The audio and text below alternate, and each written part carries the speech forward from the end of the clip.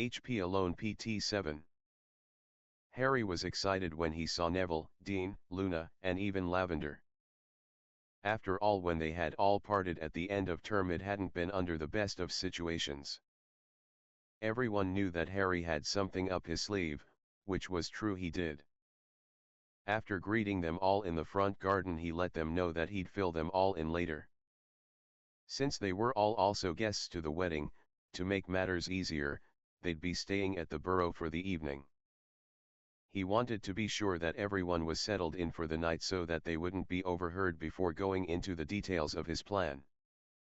He wrapped his arm around Hermione as they all made their way to the back garden, where Mrs. Weasley, Ginny, Fleur, and Hermione had outdone themselves with the decorations. It was the best birthday he'd had since Hagrid had crashed into the rickety cabin and delivered his Hogwarts letter and forever changing his life. "You shouldn't have gone to so much trouble, Mrs. Weasley," Harry said, hugging her tightly and kissing her cheek. "It's nothing, Harry, you know Arthur and I have always thought of you as one of our own," she said with a bright smile. "Thank you," he said again. "Now then," Mrs. Weasley took Hermione's hand so she could study the ring. "When can we expect to celebrate this?" "Not for a while," Hermione said. "We want to wait until after everything is settled," Harry said, kissing the top of Hermione's head. "And then I've told her that she can plan the most extravagant wedding she can come up with. Seeing as how my mother won't be able to help with the plans, I know that she would have been honored to have you filling in for her." Tears filled Mrs. Weasley's eyes. "Indeed." She hugged Harry tightly and then Hermione. Everyone was making small talk standing around the back garden while waiting for Mr. Weasley to make it in from the office. Since the return of Voldemort, it seemed that he was held up more and more often. Times were far from good, and it wasn't just members of the Order that was feeling it either. Mrs. Weasley started to suggest that they begin dinner without him, when Arthur sent his patroness. It informed them all that not only was he on his way, but he was bringing with him an invited guest, the Minister of Magic. Harry and Scrimgeour had never seen eye to eye. Since their encounter back at Christmas, the Minister and his regime were slipping even more from Harry's favor. He was curious exactly what the man wanted. Surely he didn't think that Harry would cooperate with the Ministry now when he hadn't before. Nobody was particularly pleased to have Scrimgeour intrude on their festivities, and everyone was sure that he knew it too. "Sorry to intrude," he said, not beating around the bush. "Seeing as how I'm gate crashing a party, I'll keep this quick. I'd like to have a private word with Mr. Potter, Mr. Ronald Weasley, and Miss Granger." "Why us?" Ron asked. He had a guilty look on his face, as if he was being sent to the headmaster's office for disciplinary actions. "Why don't you show the minister to the sitting room?" Mrs. Weasley said in a nervous voice. "Right," Harry said as he and Hermione headed towards the house. "Ron." "Behind you," Ron said. Once they were all settled in the sitting room, Harry, Hermione, and Ron on the sofa with Scrimgeour seated in an armchair across from them, he cleared his throat. "I am here because of Albus Dumbledore's will." Scrimgeour studied them for several minutes as they all exchanged looks among themselves of complete confusion. "I take as this is a surprise. You were not aware Dumbledore left you anything?" "All of us?" Ron asked. "Me and Hermione too." Before the minister had a chance to reply, Harry cut him off. "Dumbledore died over a month ago. Why has it taken this long to give us what we were left?" Hermione snorted and spoke as Scrimgeour opened his mouth to speak, once more cutting him off. "It's obvious, isn't it? They wanted to examine whatever he's left us." "You had no right to do that." Harry couldn't help but smile as she scolded the minister, not caring that he was the leader of their world and not one of her peers. "I had every right," he said in offense at the girl's audacity. "The decree for justifiable confiscation Gives the ministry the power to confiscate the contents of a will only when there is suspect or evidence that dark artifacts are being passed. Hermione cut him off again, leaving Scrimgeour once again stunned and Harry grinning proudly. The ministry is supposed to have powerful evidence that the deceased's possessions are illegal before seizing them. Are you telling me that you thought Dumbledore was trying to pass us something cursed? Are you planning to follow a career in magical law, Miss Granger? Scrimgeour said defensively, yet at the same time he couldn't help but be impressed with the little witch. Hermione let out a short laugh. No, I'm hoping to do some good in the world. Ron laughed at the look of shock on the minister's face and Harry squeezed Hermione's hand gently before speaking again. So why have you decided to let us have our things now? Can't think of a pretext to keep them. Once again Hermione answered for the minister. No, it'll be because the 31 days are up. She smirked slightly, enjoying the pained expression on the minister's face. It was as if someone was stomping all over his feet. They can't keep the objects longer than that, unless they can prove they're dangerous. Right. Scrimgeour opened his mouth, half expecting to be cut off again. This wasn't exactly how he'd seen this meeting going at all. It was the first time that he'd been best in conversation with a witch barely of age. He decided to give up. Sighing, he read the will, giving them each the gifts they were each left. The Deluminator to Ron, the copy of the Tale of Beedle the Bard to Hermione, and to Harry the Golden Snitch. Then there was the slight issue about the Sword of Gryffindor that the four of them came close to going to blows over. Why do you think he left you these things? Hermione shrugged innocently enough, turning the book over in her hands lovingly. She'd never met a book she didn't like. Dumbledore knew that I like books.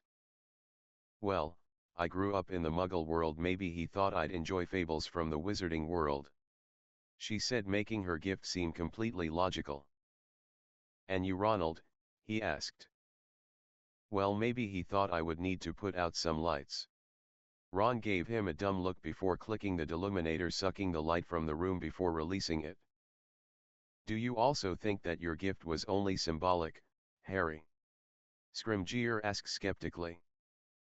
Of course, what else could it be? Harry asked. I'm asking the questions, he snapped, getting quite annoyed. I also noticed your birthday cake is in the shape of a snitch. Why is that? Hermione busted out laughing. Seriously, Minister? Well, let's see, it could be the fact that Harry happens to be the seeker on the Gryffindor Quidditch team. No, that couldn't possibly be the reason. Or maybe that he happens to be an amazing seeker, but that couldn't be it either, could it? A snitch would be the ideal place to contain something that you wouldn't want another person to find. Scrimgeour started. Harry held up his hand, cutting the man off. He'd had enough of this pointless conversation. So is this what you've been doing for the past month, Minster? Holed up in your office trying to find hidden messages in harmless object when you should have been out doing your job? People are dying and you're sweeping mass breaks out from Azkaban prison under the rug, while you're trying to strip down Deluminators. This is the reason why we'll never agree and why we'll never work with the Ministry while you're in charge. Voldemort is killing people daily and you're covering it up instead of preventing it. You're nothing but a fucking hypocrite. After hearing raised voices coming from the sitting room, the private meeting between Harry and company with the Minister of Magic was brought to a close. Of course, neither man had any desire to see or even speak to the other ever again. Harry's arrogance prickled Scrimgeour's temper, and to be honest, he sort of hoped that the boy would get knocked down a few inches. Harry might not admit it, but he was planning something, and he was positive the items Dumbledore willed to Harry, Hermione, and Ron were enchanted to help them on whatever task they had laying ahead of them. He knew of Harry's record at Hogwarts, and he wondered if he thought that he would be the one to bring he who must not be named to justice. Arrogant child. He grumbled to himself as he made his way from the Burrow. The rest of Harry's birthday party passed by uneventful, and because of the wedding the next day everyone was to retire early.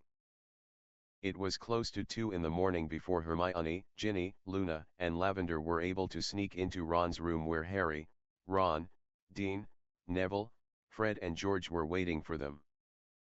How they managed making it up the creaky old stairs without waking Mrs. Weasley was still surprising. Only after casting Muffliato, did Harry start to speak. "Ron, Hermione, and I won't be returning to Hogwarts this year," he said. "Because of you-know-who?" Neville asked. Harry nodded. "Before Dumbledore died he gave the three of us a special mission. I can't give you all the details on it because the fewer that know the better." "Then why did you call us all here?" Dean asked. "Now that Dumbledore is gone we think that Voldemort is going to make his play for power. Actually we know he is. We've heard that he's infiltrated the Ministry of Magic. It's the reason a lot of important news has been covered up," Ron said. "Like the massive breakout at Azkaban?" Neville asked. "Exactly," he agreed. "What do you want us to do, Harry?"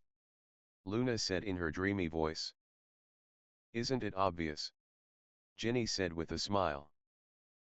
"He wants us to reconstitute Dumbledore's army." "Why?" "Dumbledore is gone and we learned how to defend ourselves," Lavender said. "Exactly what does that have to do with us, mate?" Fred asked. "We're not in Hogwarts anymore," George added. "Dumbledore's army wasn't just about spells," Neville said. "It was about making a difference." "Exactly, I taught you all everything that I know. I have a bad feeling that this year at Hogwarts is going to make the year with Umbridge in charge look like a holiday by the coast. There will be students that won't be able to protect themselves." He picked the Marauders map up off of the table where he'd laid it out and handed it to Neville. "You're in charge now." Neville blinked. "Me? I never told you what Dumbledore told me about the prophecy." Harry said, in fact he'd never told anyone.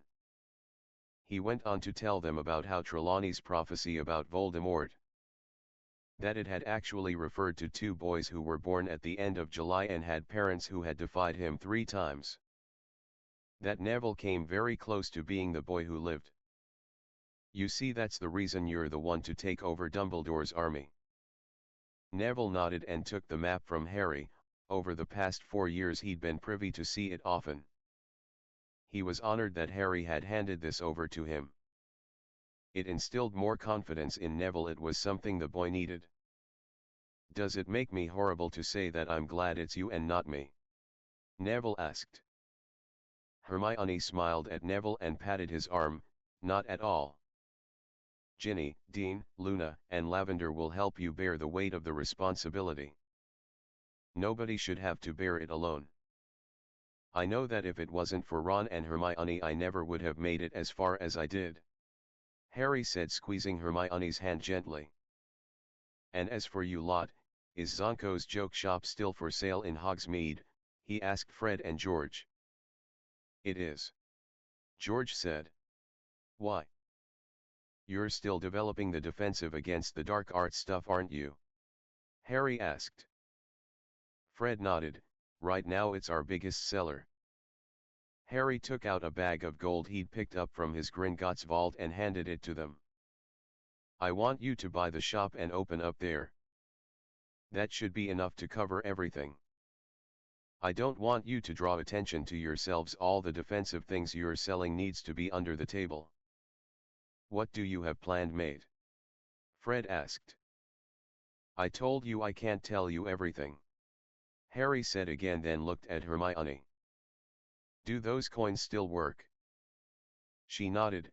"They do." "Good, then that's how we're going to keep in touch.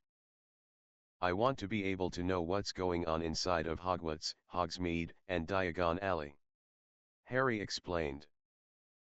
"Those 3 places are like our hotspots. That's where everything will be going down. The only place we won't have covered is the Ministry of Magic. But because Fred and George are also Order members, we'll keep you informed," George said. Harry nodded, good.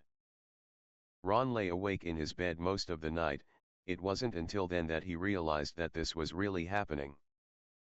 He wasn't exactly sure what he expected, maybe that they would go on planning forever, until Voldemort died of old age. For that matter, could Voldemort die of old age? It wasn't so much what they were planning that had his stomach in knots. For once it wasn't because he was hungry, which was surprising. It had been since dinner the night before since he'd ate anything. Usually by now he was ravenous.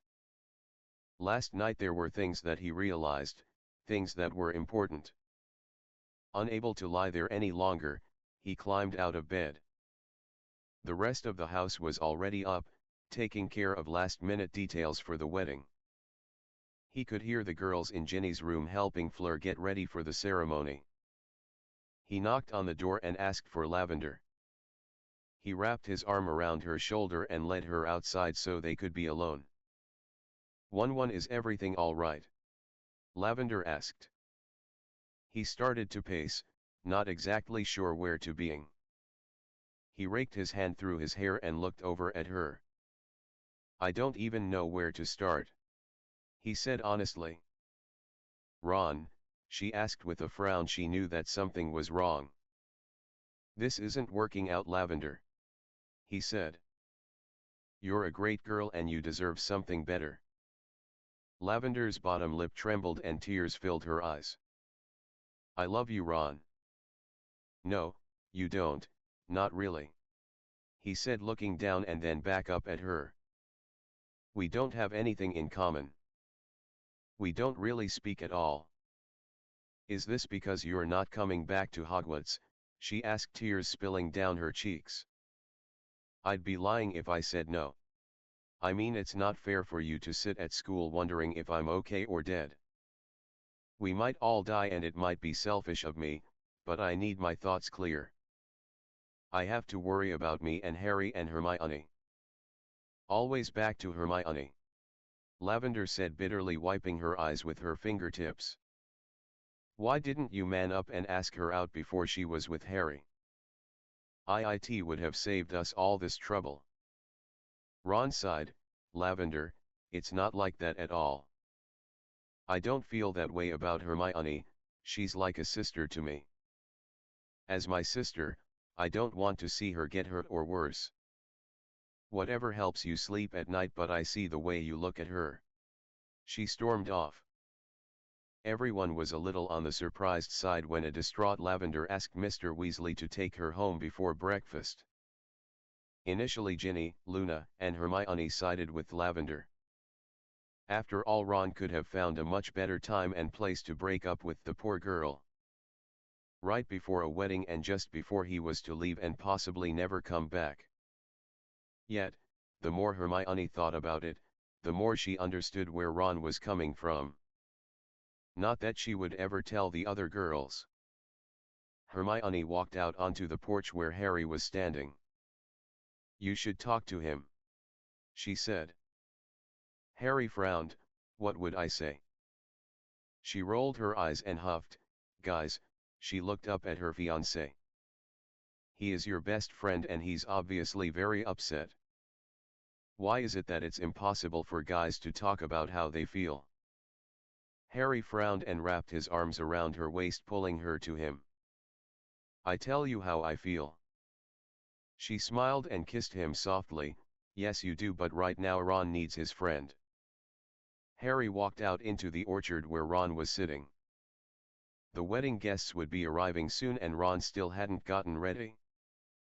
He wasn't exactly sure what to say to him, but he knew that Hermione was right, as she often was. He didn't say anything as sat down on the bench beside his best friend. Your dad took her home, Harry said after several minutes. Ron nodded. You're not going to tell me that I'm Dick? He asked. Harry raised an eyebrow. Should I? He asked. I mean, I can if that's what you want. Ron raked his hand through his hair. It's just not fair to her, for me to stay in a relationship. Especially when I know that it won't ever be any more than what it is right now, while she's hoping that one day we'll get married or whatever. What brought all this on? He asked. It's just everything going on, it makes you think. I mean, we're not guaranteed tomorrow dash. You can't think like that, Ron. Harry cut him off. How can I not? He asked. I'm scared, Harry. Deep down in my gut I really wonder if we'll all actually make it out of this. You remember the picture Matt I had of the original order? Not even half of them lived. We're just kids, Harry. I can't tell you that we're gonna all make it out of this. If we don't fight for what we believe in and we just sit back and buckle under, it's not really living either. I might die trying to take Voldemort down. It's something I've known since we were in our first year at Hogwarts. It doesn't mean that I'm not going to give up without a fight. If you're scared, that's good, that means you're taking this seriously. Aren't you afraid of what would happen to Hermione if you died? Ron asked. Every day, Harry said. But I'm more afraid of dying without having tried. That's why I broke up with Lavender. She thinks that I'm in love with Hermione, but I'm not.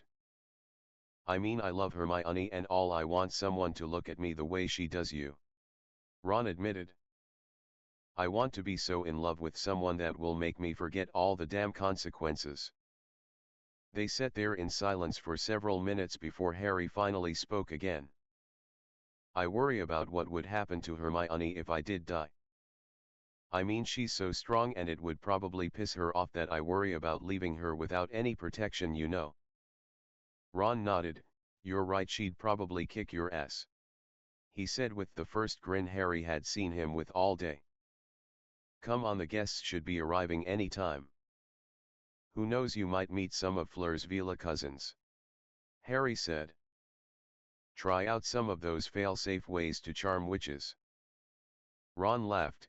I think for now I'm just gonna play it solo. Bill and Fleur's wedding was beautiful and the love they had for each other radiated through the room. Hermione was sure that there wasn't a person there that day that hadn't been affected by it. While she knew that this was supposed to be a happy time, she couldn't help but be a little sad. The happiest moment of someone's life shouldn't be rushed through because their world was on the brink of destruction. It seemed that death loomed in the back of all of their minds. It had since the fateful night that Cedric Diggory was murdered and Lord Voldemort returned.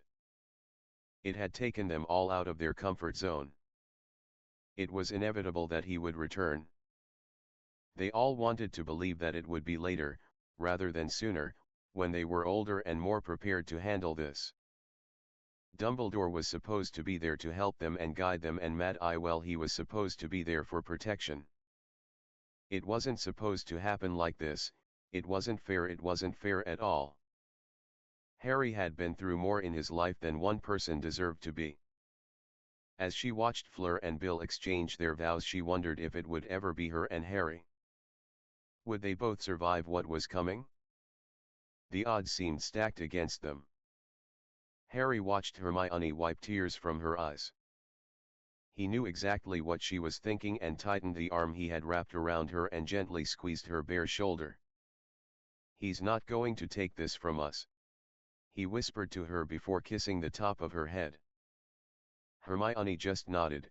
She was afraid that if she spoke she'd really start to cry again. After the ceremony and before the reception, she excused herself to freshen up her makeup, but once she got upstairs she was crying hard. She opened the door to the bathroom and walked in on Fleur, who was smoothing her hair. Hermione, she asked, surprised. Oh Fleur, I'm so sorry, I didn't know that you were in here. She quickly wiped her eyes. Is everything all right? The other woman asked, pulling Hermione into the small bathroom and closing the door behind them. Hermione nodded. Weddings, they make me cry. She lied. You are not a very good liar, Hermione. Fleur scolded as she handed her some tissue. The younger girl sighed, wiping her eyes. I have a lot on my mind. You are worried that something is going to happen to Harry. How do you know? Hermione asked in shock. Because I spent days in the hospital wing at Hogwarts wondering if Bill would be alright. Fleur said. I've spent many days like that. I just worry, I worry every day all day. When Harry and I are alone, Hermione blushed. It's intense, like it's the moments we'll have to be together like that. Fleur gave Hermione a quirky smile, and that is a problem. Hermione gave a small laugh. No, it's not. Harry loves you, he will hold on to that. EET will keep him alive. Fleur said. Now let's fix your face. Harry was sitting at a table by himself, starting to wonder if he should go looking for Hermione. He'd heard enough about Ron's Aunt Muriel's views about Dumbledore and the abomination of a book Rita Skeeter had written about him. If he had to hear any more, he'd end up doing something he would regret, and he wouldn't do anything to mess up Bill and Fleur's special day. Besides, he knew that the wedding had upset Hermione, and he knew why. Some might have thought that it was insensitive of him to have purposed marriage before going on a mission. It was a mission where the chances of them actually making it out alive were probably going to be slim. Still, that selfish part of him needed that commitment more than anything. He felt relieved when Hermione came into the marquee accompanied by Fleur. Both looked as stunning as ever. Before he had a chance to join her, they were all surprised by a latecomer to the wedding. You look wonderful, Victor Crumb said, sweeping Hermione up and spinning her around, causing her to laugh. Victor, she cried, the small beaded bag that she'd taken to carrying with her everywhere slipping from her hand. When it hit the floor, it made a displaced thumping sound that echoed through the tent. I didn't know you were. Goodness, it's lovely to see. How are you? Harry's brow wrinkled and his hand, without realizing it, was inside the jacket to his dress robes, reaching for his wand. It was when Ron spoke that he was snapped out of it. What are you doing here? He asked Victor. Fleur invited me, Crumb said, raising an eyebrow at Ron. Hermione pulled away from Victor and Harry wrapped a possessive arm around her. It was to distract himself from going for his wand again more than to stake his claim on Hermione. Victor, he said shortly, holding his other hand. Harry. Crumb replied, shaking Harry's hand. I was going to ask if you'd like to dance, Harry said to Hermione as a slow song started to play. I'd love to. She smiled, then looked at Crumb. We'll catch up later. Yes. He agreed and watched as Harry escorted Hermione onto the dance floor. He looked at Ron. They are together now. Yeah, they've been together for a while. I thought Hermione would have written you. They're engaged, you know, Ron said, enjoying nettling the champion Quidditch player. Harry's brow was wrinkled as he encircled her waist with his arms. Did you know Crumb was going to be here?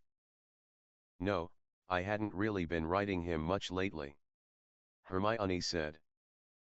You're jealous. What? No. I just didn't like his hands on you, he said. It's really cute, she said, then leaned up and kissed him softly. It's you that I love, Harry. Crumb is nothing compared to you. Besides, it's only your hands I want on me. Yeah, he couldn't help but grin. Yeah. She smiled. After the song ended, Harry led Hermione off of the dance floor. It was then that a glowing Patronus lynx landed in the middle of the floor. The Ministry has fallen. Scrimgeour is dead. They are coming. Shit. Harry cursed. His hand was inside of his jacket and his wand was. Many of the guests who'd been only a few moments before were already disappearing. Harry, we have to get out of here, Hermione said, her own wand in hand. We can't leave, Death Eaters are on their way, Harry said as Ron ran over to them. Harry, get out of here, Remus shouted as he ran towards them. Death Eaters were flooding the marquee as Harry, Hermione, and Ron joined hands. Before they dissipated, there was a green flash. Dean, who'd been standing in front of Ginny protectively, was now in her arms dead. Ginny was screaming in grief. Everything around Ginny seemed to happen in slow motion. The arrival of the Patronus Lynx, everyone disappearing, and the flash of green that had been meant for her but before it hit her. Dean had jumped in the way, taking the killing curse for her. Complete shock and fear had her own heart pounding in her ears, making it impossible for her to comprehend what was going around her. Dean fell back against her, the weight of his much larger body causing her to sink to the floor, her arms wrapped around him tightly. She heard someone scream his name, but it couldn't have possibly have been her own voice. It sounded foreign and loud, it was unlike her own voice. Her arms were wrapped around him and she leaned over him sobbing hard. "Ginny," she heard someone scream in the distance. She couldn't make herself respond, instead she sat there in the middle of the dance floor. It a place where not 10 minutes before she'd been happy, yet it seemed like a lifetime had passed since then. She didn't want to leave. If she left, then that meant Dean would really be dead. Holding him like this, she was able to touch him here and to remember how his touch felt on her own skin. Victor Krum had his wand out, helping the members of the Order of the Phoenix. They were trying to defend the Weasleys' home, as well as give Harry and the other guests a chance to get out of the burrow. He saw Ginny sitting in the middle of the floor holding the body of the dead boy. "We have to get out of here before the second reserve of Death Eaters get here," he heard Remus Lupin call. "Go underground until everything is safe." Quickly, he made his way over to where Ginny was sitting. "We have to go," he said to Ginny. "No, I can't leave him," she said, holding on to the boy tighter. Knowing that she would put up a fight, he pulled her away from the boy and swept her up into his arms. "Put me down, you barbarian!" Ginny screamed, fighting against him. "There are more Death Eaters coming and they will kill you," Victor said, ignoring her struggles. "I can't leave Dean," Ginny said again. "He's dead, there is nothing you can do," he said before disappearing with Ginny in his arms. "We have to go back," Harry panted as they aparted in some back alley in what appeared to be London. "We can't, there were Death Eaters everywhere," Hermione said, grabbing both Harry and Ron's hands again, tugging them down the street, knowing that they needed to keep moving. "Where are we?" Ron asked, looking around trying to get his bearings. "Tottenham Court Road," Hermione said. "Just keep walking. We have to keep moving and we need to find somewhere to dash." She paled, realizing what had happened. "We have to go back to the burrow." "You're barking, you just said it yourself." "There are Death Eaters everywhere there," Ron said. He more than either of them felt the urge to go back to the burrow. After all, it was his family that were in the most danger. He couldn't get the last image that they'd seen there out of his head, Ginny sitting in the floor holding Dean's body. He wondered if she was okay, or if no, he wouldn't let himself think that. His family had to be okay. Still, even he had to admit, going back right now would be suicide. "No, you don't understand, I dropped the bag. When Victor picked me up, I dropped the bag," she said, almost in tears. "You mean that ruddy little thing you've been carrying around?" Ron asked, confused. "It had everything in it," Hermione said. "Exactly what could you have in there that's so important? It's nothing more than a glorified change purse," Ron said. "Toothpicks, lipstick, and breath mints." "Ron, use your head. I figured it would look awfully suspicious if we carried around loads of stuff. I put an undetectable extension charm on it. It had everything in it. I can't believe how stupid I am," she said, ranking her hand through her curly hair. "Come on, let's get off the street, we'll figure out what we're going to do," Harry said, leading them into a small cafe. They sat down in a small booth in the back, hoping not to draw too much attention to themselves. After ordering coffee, Ron said, You know we're not far from the leaky cauldron here, it's only in Charing Cross dash. We can't run. Hermione said. I just figured it would be the best place to find out what was going on. Ron sulked a little. We know what's going on, Voldemort took over the ministry. Going to some place like the Leaky Cauldron or Hogsmeade or something would be exactly what they would expect us to do. I think staying in the Muggle world is the safest bet, she said. They all got quiet as the waitress brought them their coffee. It wasn't until after she left that Harry spoke. She's right, I mean going there. We wouldn't find out anything more than we already know. Once things settle down we'll send a message to the Order. We have to figure out a way to get back and get the bag. Without it we're lost. It took me weeks to get everything ready, Hermione said. We will, but first we have to find a place to hide out. Harry agreed. As they were discussing options, two workmen walked into the cafe, catching Harry's attention. Wizards were easy to spot in the Muggle world. It was almost like watching a fish out of the water. They tried so hard to blend in.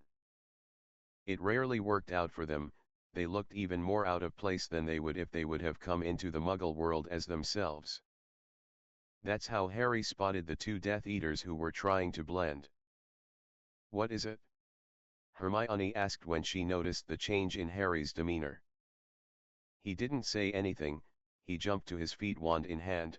Stupefy, he yelled. He hit the blonde Death Eater in the face, causing him to slump to the ground. His companion, surprised that they were the attackees rather than the attackers, quickly fired a spell, but instead of hitting Ron it hit the mirror behind them, causing it to shatter. Petrificus totalis! Hermione screamed, hitting the Death Eater, whose whole body went stiff, and he smashed through a table that had been laden with china. It was only after both men were incapacitated that any of them lowered their wands and walked over to where they were. That's Dolohov, Harry said, clutching his wand tightly. It was all he could do to keep from cursing the man. After all, he'd nearly killed Hermione that fateful night in the Department of Mysteries. Hermione knew what Harry was thinking and laid her hand on his arm. What are we going to do with them? Kill them, Ron suggested. They'd kill us. Hermione gasped, then looked at Harry, who shook his head. No, we'll erase their memories. It's better like that, it will throw them off our scent. If we killed them it'd be obvious we were here. Besides, Harry wasn't ready to have blood on his hands, and deep down neither was Ron. You're the boss. Ron too was relieved. Hermione, I've never done a memory charm. She took a deep breath and pointed her wand at Dolahov's forehead, her hand shaking a little. Oh, obliviate. At once the man's eyes became distant and dreamy. That's brilliant, Hermione, Harry said, knowing how hard that had to be on her and that it would have brought up memories of her parents. After she'd erased the other man's memory, he wrapped his arm around her and squeezed it gently. I'll clear this up. Clear it up? Ron asked. You don't think they might wonder what's happened if they wake up and find themselves in a place that looks like it's just been bombed? Right, Ron said. I think we should go to Grimmauld Place, Harry said after they'd finished repairing the damage to the cafe and they propped the Death Eaters up in a booth. Don't be silly, Harry, that will be the first place Snape would have them looking, Hermione said. Ron's dad told me they put up jinxes against him, and even if they haven't worked, so what? I swear I'd like nothing better than to meet Snape. But dash. Hermione, where else is there? It's the best chance we've got. Snape is only one Death Eater, and it would be the last place he'd expect. She ran everything over in her head and sighed. Harry was right. Not to mention it was still supplied from where it had been the headquarters for the Order of the Phoenix. All right, she agreed reluctantly. Victor appeared with Ginny inside of his flat. When he first left with her, he'd been stumped for a place to take her. A few years before he'd acquired a flat in the Greater London area, and seeing as how he preferred keeping his private life private. Especially after the havoc Rita Skeeter had reaped a few years before, he decided how own home would be the last place Death Eaters would look for her. "You will be safe here until we get word from your family," he said. "If I let you go, will you not faint?" Ginny nodded, then finally found her voice again. "I'm fine," she said, but couldn't bring herself to look up at him with her eyes that were still red from crying. They both knew that she was lying. Victor didn't call her out on it, he wasn't good in these situations. Emotions were foreign to him. From the time he could really remember, he'd been bred for greatness on the Quidditch pitch. "Are you hungry?" he asked. Ginny shook her head. "I'm fine," she said again before walking over to one of the large picture windows that overlooked the city. She wasn't sure when it had started to rain, but it kinda suited the turmoil going on inside of her. Victor nodded and walked out of the room and into his bedroom. He paced the floor for several minutes trying to figure out something to say to her. He knew that he would never forget the way she'd screamed the boy's name and the grief that was still in her beautiful eyes. It had spoken to him in a way that he'd never felt before. Sure, he'd known plenty of women, but none of them made him feel like he'd been smashed in the stomach with a bludger. Harry walked up behind Hermione and wrapped his arms around her shoulders. While they were on their way to Grimmauld Place, they'd been caught in the rain shower that had engulfed London. Though it was the end of July, the rain and brought with it a chill. He knew that she was upset over the fact that she'd made a mistake by dropping the bag. He couldn't make her see that it was her one mistake in her pretty much mistake-free life, but that hadn't gone over all that well either. After they'd arrived at the townhouse, they'd went through it casting spells to make sure that there was no one else there and to gather supplies that was stored in the kitchen. Among what they'd found was a large pot of polyjuice potion. Ron was able to take a dose mixed with the hair of a person they'd ran into on the street and head over to Leaky Cauldron to see if anything new was being reported. While Harry and Hermione were sure that nothing would be, they understood Ron's need to make sure that his family was well. "I found something dry for you to wear upstairs. We need to get you out of these wet clothes," Harry said, his hands running down her arms causing Hermione to shiver. "Thank you." Hermione slipped from his arms, her teeth chattering. "Are you sure you're all right?" he asked, watching her. She nodded. "Just cold." "I'll build a fire," he said as she walked out of the room, not really sure if she was in fact all right. Hermione walked quietly up the stairs. It seemed like a lifetime ago since the last time they'd been there.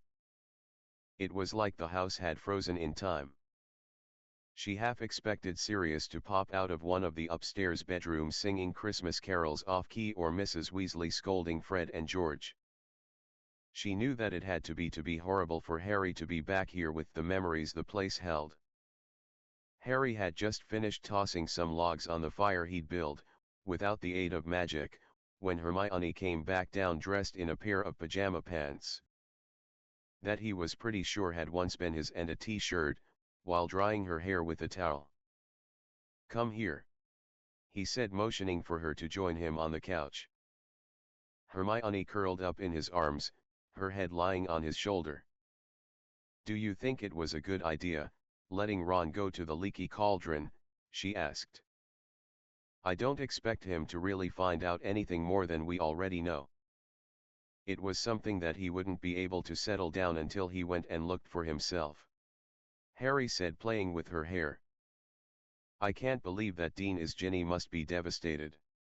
She shivered and cuddling against him more.